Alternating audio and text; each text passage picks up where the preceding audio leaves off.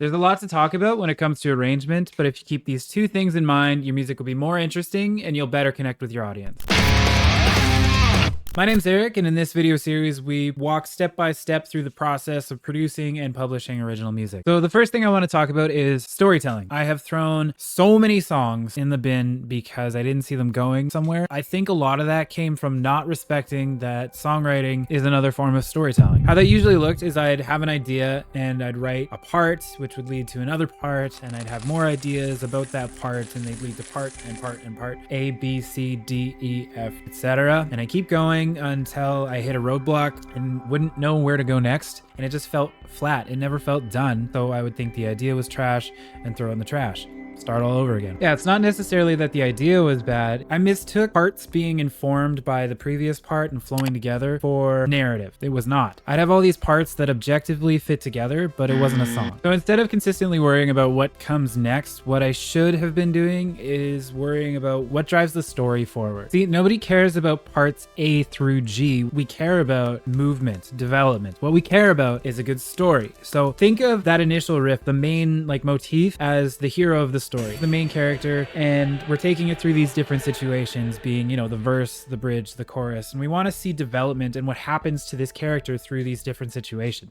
That's how I think about it. So in the last video, we took that main riff idea and we shaped it into rough ideas for the verse, the chorus, and the bridge. So odds are good when you did that, when you broke the song into those baseline bricks, you start with the biggest, juiciest version of that idea. You go all in, that's the fattest version of that part. In the context of this conversation, as songwriting being a story, you already have a rough idea of where you want it to go. How you can get there and build a compelling story is the second thing I want to talk about, which is diversity. A very old wooden ship. By that I mean diversifying the parts you have already written and leading them somewhere, moving the story towards something, not the same as just coming up with more parts. So I would say the most important way to have a song feel like it's got some sort of movement is a changing and fluid dynamic. It sounds obvious, but making the song feel bigger, smaller, and things like that. It's kind of everything. If you got your foot on the gas the whole time, there's no dynamics to it, like the Spinal Tap guy. The numbers all go to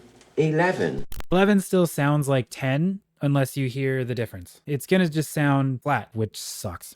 These go to 11. So copy pasting the parts and just having them repeat verbatim throughout the song, boring, and nobody wants that. I don't want that. Do you want that? So you have a take on the main riff idea going on in verse 1. You would not want to have the exact same thing going on in verse 2. Same with the chorus. You would not want to have the exact same thing going on in verse 2. See? You'd want to diversify that idea so that it brings the story somewhere. It leads it somewhere. And that doesn't necessarily mean verse 2 is always larger. It doesn't have to be a crescendo. The energy can go down. You can make it small. You can do whatever you want, really. It's just got to go towards that one really important moment. So you can do that by adjusting the dynamics like we talked about, play around with different orchestrations of the percussion. You can add layers, play things in a different octave, a different key, things like that, right? One thing that helps me find the natural progression of a song if I'm kind of stuck is I work backwards from the biggest, fullest parts of that story, right? So from chorus 3, for example, I will start kind of stripping things away. There's all sorts of things you can do, but to find a natural progression and flow, working backwards from the grand finale is kind of a cheat code to do that. Then once you've got all that kind of orchestrated, your story,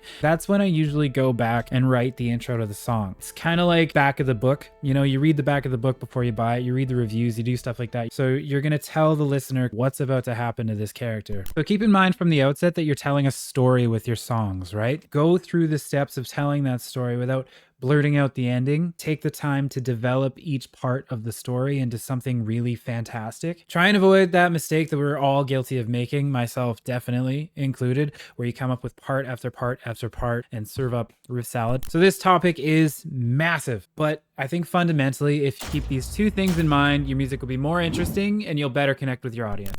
11, 11, and most of 11, the amps go up to 10. Exactly. Does that mean it's louder? Is it any louder? Well, it's one louder, isn't it?